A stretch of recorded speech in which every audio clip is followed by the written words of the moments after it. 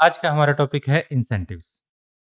Incentive को हम use करते हैं मोटिवेशन करने के लिए। मोटिवेशन से रिलेटेड हमारी वीडियोस, उसके मीनिंग, उसके फीचर, मस्लोनी हरर की थ्योरी पहले से बन चुकी हैं। आप ऊपर के आई बटन से देख सकते हैं या फिर डिस्क्रिप्शन में लिंक दिया गया है, आप वहाँ से भी देख सकते हैं और समझ सकते हैं।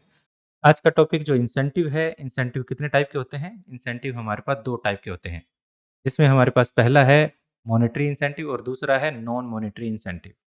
Monetary incentive stand for monetary benefit, यानी मनी के रूप में जब हम अपने एम्प्लॉय को बेनिफिट दें तो वो मॉनेटरी इंसेंटिव है। और जब हम मनी के अलावा किसी और तरीके से हम अपने एम्प्लॉय को मोटिवेट करने की कोशिश करें तो वो नॉन मॉनेटरी या नॉन फाइनेंशियल इंसेंटिव कहलाता है। अब हमारे पास जो मॉनेटरी बेनिफिट्स हैं, मॉनेटरी इंसेंटिव्स हैं, उनको हम pay and allowance, link wage incentive, bonus, profit sharing या फिर partnership, stock option, retirement benefit या प्रिक्विजिट्स के रूप में हम अपने एम्प्लॉय को मोटिवेट कर सकते हैं। दूसरी तरफ अगर हम बात करें नॉन फाइनेंशियल या नॉन मॉनेटरी में, उसमें status, organisation climate, career advancement opportunities, job enrichment, employee recognition programme, job security, employee participation या फिर एम्प्लॉय एम्पावरमेंट। इस तरीके से हम अपने एम्प्लॉय को नॉन मॉनेटरी तरीके से भी मोटिवेट कर सकते हैं।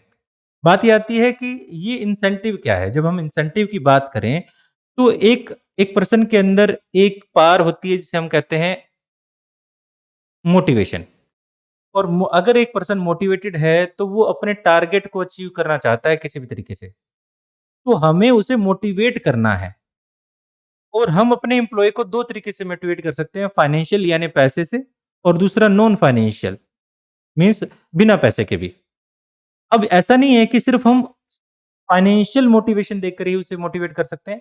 नॉन फाइनेंशियल और फाइनेंशियल दोनों प्रकार के मोटिवेशन साथ चलने ज़रूरी हैं। इस वजह से ये कहा गया है कि एक ऑर्गेनाइजेशन में जिस तरह से पैर चलते हैं ना, 2 पैर होते हैं हमारे पास, राइट और लेफ्ट फुट होता है, चलने के लिए दोनों ही ज़रूरी हैं। इसी प्रकार एक ऑर्गेनाइजेशन में हमारे पास फाइनेंशियल एंड नॉन फाइनेंशियल दोनों प्रकार के इंसेंटिव जो हैं वो बहुत ज़रूरी है, जिससे हमारे एम्प्लॉयी को हम मोटिवेट कर पाएँ।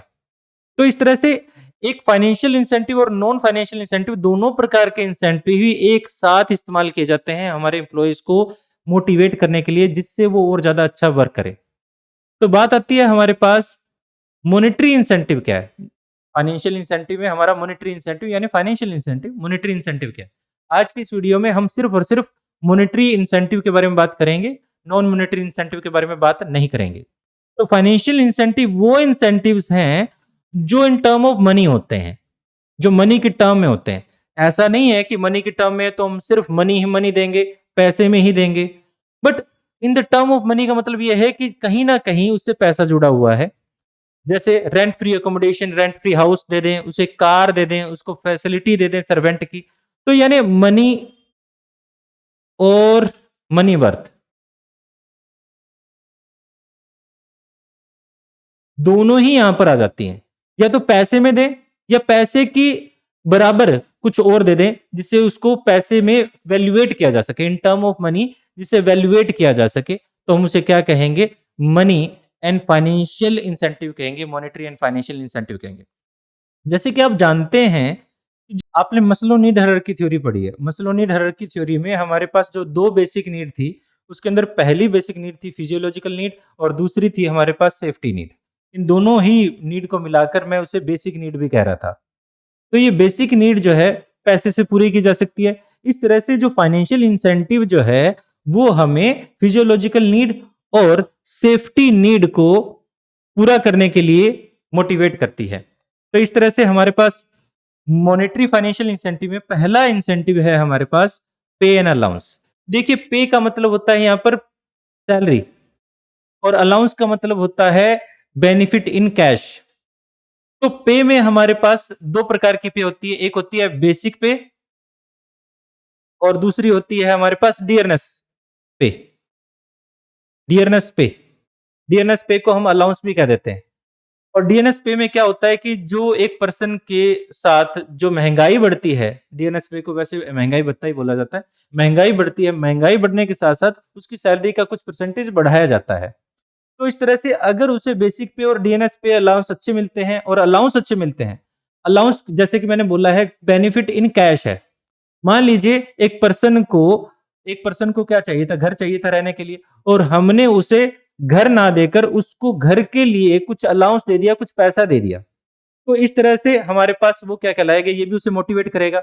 मान लीजिए एक पर्सन को बेसिक सैलरी मिलती थी 10,000 रुपए और उसे यहाँ पर हाउस रेंट अलाउंस मिल जाता है 5,000 रुपए और उसे चिल्ड्रन एजुकेशन अलाउंस मिल जाता है मान लीजिए 7,000 रुपए, 2,000 रुपए मान लेते हैं, ज़्यादा हो गया, एजुकेशन पे इतना खर्च भी नहीं करते। तो टोटल 17,000 उसे मिल जाता है।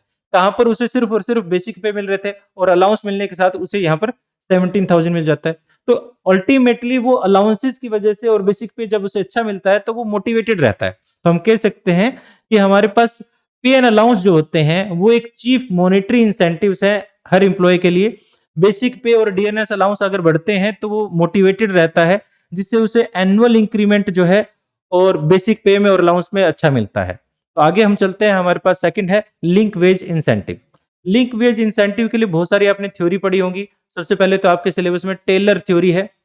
टेलर ने क्या कहा कि एक इंसान, मैं टेलर के पर्टिकुलर बारे में बात कर रहा हूं, तो टेलर ने एक थ्योरी दी है, उसके अंदर कहा कि एक पर्सन जो है वो अगर वो 80% अपनी यानी जो उसका वर्किंग रिक्वायरमेंट टाइम है 80% कैपेसिटी तक काम करता है तो क्या करो उसे उसकी सैलरी का 80% दे दो। मैं से फॉर एग्जांपल मान रहा हूं, उसकी जो सैलरी है अगर वो 100% कैपेसिटी तक पूरा करता है तो उसे 10,000 रुपीज मिलेंगे। बट अगर उसने सिर्फ और सिर्फ 80% काम पूरा किया है तो उसे यहाँ पर 8,000 मिल जाएगा। अगर वो अपनी कैपेसिटी से 10% ज्यादा यानी 110% काम करता है तो उसे यहाँ पर 11,000 सैलरी मिल जाएगी। तो ऐसे में उसकी काम की जो वैल्यू है बढ़ने से, जो उसकी प्रोडक्टिविटी बढ़ने से उसे सीधा-सीधा मॉनेटरी बेनिफिट ज़्यादा हो रहा है। तो वो क्या करेगा? मोटिवेटेड रहेगा ज़्यादा काम करने के लिए। यहाँ पर हमारे पास लिंक वेज इंसेंटिव में क्या होता है? एम्प्लॉयी को मोटिवेट किया जा सकता है और ज़्यादा प्रोडक्टिव वर्क में उसे ज़्यादा सैलरी दी जा सकती है। इंसेंटिव प्लान दिए जाते हैं जिससे वो डायरेक्टली प्रोपोर्शन के अंदर उसकी सैलरी जो है इंक्रीज होती है, डायरेक्टली प्रोपोर्शन में उसे फायदा होता है। तो इस तरह से हमारे लिए ये भी एक प्रोडक्टिव जो है प्रोडक्टिविटी जो है लिंक वेज इंसेंटिव हमारे लिए मोटिवेशन का काम करता है। नेक्स्ट हमारे पास है बोनस। बोनस क्या है? सबसे पहले तो ये जान लेते हैं। बोनस जो है एक एडिशन पेमेंट है एम्प्लॉय को उसकी सैलरी के अलावा एडिशनल पेमेंट की दी जाती है जो कि उसके रेम्युनरेशन से अलग होती है। ऐसे में जो बोनस मिल रहा है उसको एक तरह से रिवार्ड के रूप में दिया जा रहा है उसकी अच्छी सेवाओं के लिए। अगर उसे रिवार्ड के रूप में अच्छी सेवाओं के लिए कुछ पैसा ज़्यादा मिलता है, तो ये पैसा जो जब उसे मिलेगा तो वो एक कोर्डियल एस्टेब्लिश करेगा, कोर्डियल रिलेशनशिप एस्टेब्लिश करेगा। यहाँ पर कोर्डियल की जगह मैं कोऑर्डिनेशन ज़्यादा कह दूँ तो ज़्यादा अच्छा रहेगा। एक कोऑर्डिनेशन बनेगा, एम्प्लॉयर एम्प्लॉयी के बीच में एक अच्छा कोऑर्डिनेशन बन जाता है। जिससे क्या रहेगा कि एक पर्सन जो है उसको क्योंकि वो कैश के रूप में या इन काइंड के रूप में भी हो सकता है। जब हम बोनस की बात करें, कैश के रूप में तो कैश ही मिल गया, बोनस अगर इन काइंड के रूप में दें, तो यहाँ पर हम उनसे अब्रॉड घूमने के लिए वो दे देते हैं, एक पैकेज दे देते हैं। तो जब एक एम्प्लॉयी को बोनस मिलेगा, तो वो ज़्यादा मोटिवेटेड रहेगा। आज देखा जाए तो ये बोनस हर इंडस्ट्री में दिया जा रहा है, किसी भी प्रकार की इंडस्ट्री हो, हर इंडस्ट्री में ये बोनस दिया जा रहा है। तो बोनस से भी क्या होता है, यहाँ पर वो मोटिवेटेड रहता है। आगे हमारे पास है प्रॉफिट शेयरिंग। प्रॉफिट शेयरिंग क्या है? वैसे तो देखा जाए एक ऑर्गेनाइजेशन में जहां पर काम होता है, एक बिजनेस जो है चलता है दो लोगों के एफर्ट से चलता है। इसमें दो पार्टीज हैं, पहली पार्टी ओनर है, दूसरी पार्टी एम्प्लॉय है। ओनर जो है वो बिजनेस में पैसे लगाता है और एम्प्लॉय जो है वो अपनी सेवाएं देता है, सर्विसेज देता है। ओनर को उसकी सेवाओं के बदले में यानी उसकी इन्वेस्टमेंट के बदले में प्रॉफिट मिल जाता है और जो एम्प्लॉय है उसको मिल जाता है सैलरी। हालांकि एम्प्लॉय को सैलरी तो मिल जाती है, फिर भी काफी बार क्या होता है कि एक एम्प्लॉय को उसकी ईमानदारी खरीद ली जाती है। कैसे खरीदी जाती है कि हम उसे कुछ प्रॉफिट में पार्टिसिपेशन दे देते हैं। जब उसे प्रॉफिट में पार्टिसिपेशन देंगे, अगर कुछ बिजनेस में गलत करेगा तो उसको खुद का पर्सनल लॉस होगा यहाँ पर। तो इससे यहाँ पर वो ज्यादा पोटेंशियल के साथ ज्यादा अच्छा काम करेगा, ज्यादा लेबर के साथ काम करेगा और ऑनेस्टी के साथ काम करेगा, ईमानदारी के साथ काम करेगा। इस तरह से हम उसे प्रॉफिट शेयरिंग देकर उसकी ईमानदारी खरीद रहे हैं, जिससे वो ज्यादा ईमानदारी के साथ काम करेगा और पहले से ज्यादा अच्छा काम करेगा, जाहिर सी बात है। तो इस तरह से इसको मॉनेटरी बेनिफिट हो रहा है जो उसकी सैलरी वगैरह के अलावा उसे दिया जा रहा है। तो यहाँ पर भी क्या है, यहाँ पर हम उसे मोटिवेट कर सकते हैं। आगे हमारे पास है को पार्टनरशिप या फिर स्टॉक ऑप्शन। स्टॉक ऑप्शन को अगर कंपनी के केस में कहो तो आप एम्प्लॉय स्टॉक ऑप्शन प्लान के नाम से इसे अच्छे से जानते हैं। देखिए, इसे ऐसे समझा जा सकता है, मैं पार्टनरशिप के बारे में बात करता हूँ।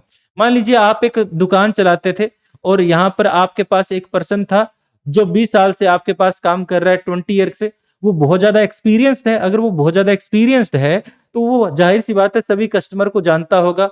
और जब आप एक ऐसे एक्सपीरियंस पर्सन को अपनी शॉप पर काम दे रहे हैं तो नॉर्मली आप क्या करेंगे, आप थोड़े रिलैक्स हो जाएंगे और सारे कस्टमर इससे ज्यादा जुड़े हुए हैं। बट यहाँ से एक रिस्क है, जो वो 20 सालों से आपके पास काम कर रहा है तो कल को वो आपके सामने ही एक दुकान खोलकर बैठ जाएगा और सारे कस्टमर, क्योंकि जो कि उस जो सर्विस दे रहा है तो उसी को जानते हैं, जो सारे कस्टमर भी क्या हो जाएंगे, सारे कस्टमर भी इधर ही चले जाएंगे। तो इस तरह से आप अपना 100% लॉस कर सकते हैं।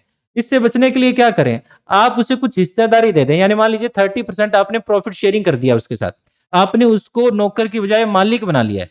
अब वो मालिक बन गया है तो वो मालिक की तरह डिस्कशन करेगा, मालिक बन गया है तो प्रॉफिट शेयरिंग भी लेगा। इसमें कुछ अच्छी बातें क्या होंगी, अब वो इंडस्ट्रियल डेमोक्रेसी आ जाएगी, यानी जो काम कर रहा है वो ही डिसीजन भी लेगा। इस तरह से यानी वर्कर के द्वारा वर्कर से वर्कर के लिए हम ये कह सकते हैं।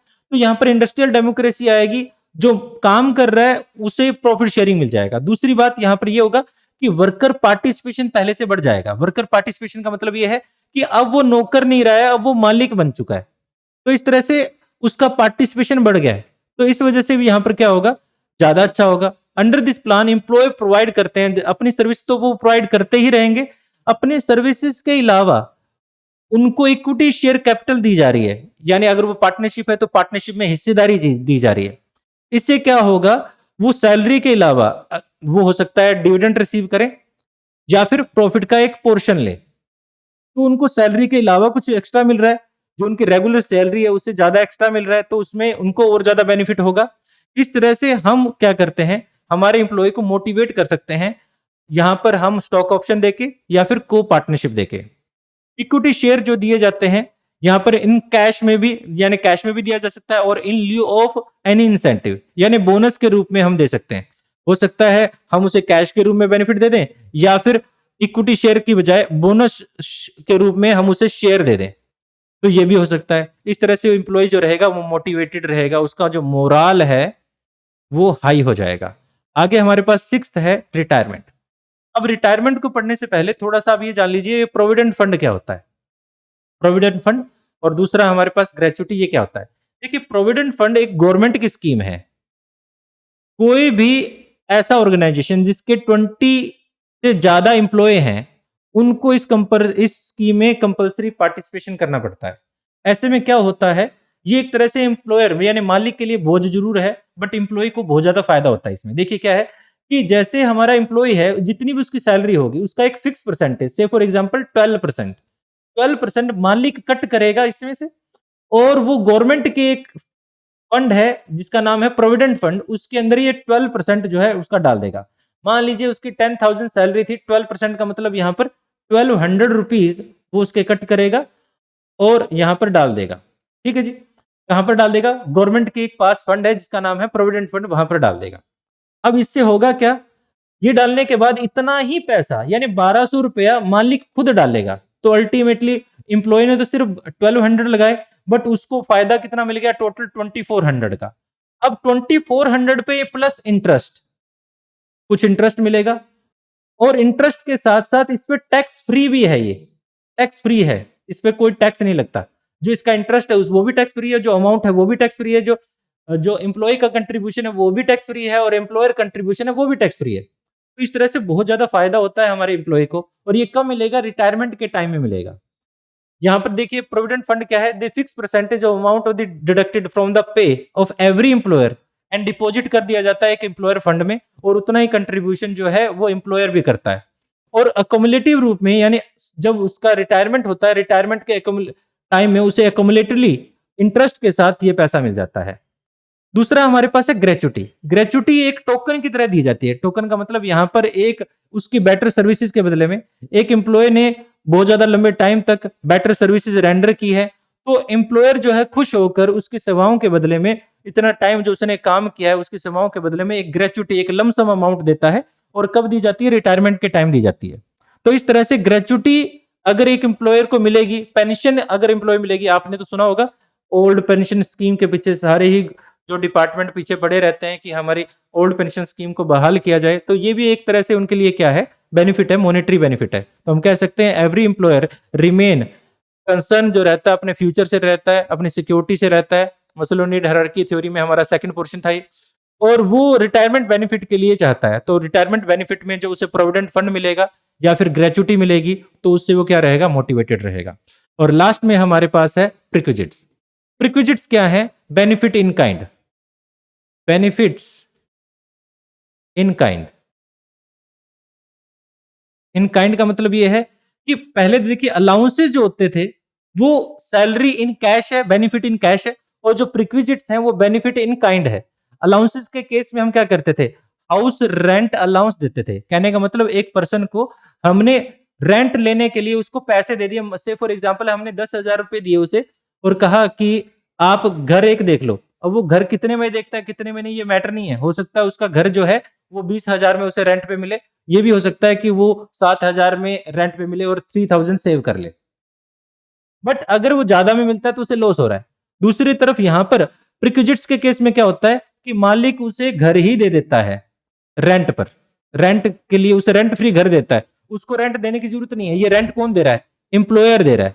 ऐसे में उसे जो अकोमोडेशन मिली है, रेंट फ्री अकोमोडेशन मिली है, या फिर उसे कार दी जा रही है, या फिर फैसिलिटी ऑफ सर्वेंट दिए जा रहे हैं, अलग अलग प्रकार की सर्विसेज दी जा रही है, बेनिफिट दिए जा रहे हैं। तो ये सारे हमारे क्या थे, इससे भी उसका मोरल हाई होता है और वो मोटिवेटेड रहता है। ये सारे थे हमारे मॉनेटरी बेनिफिट्स। मैं उम्मीद करता हूं कि आपको ये वीडियो अच्छी लगी होगी और फिर मिलेंगे किसी और वीडियो में। Thanks for watching and have a piece.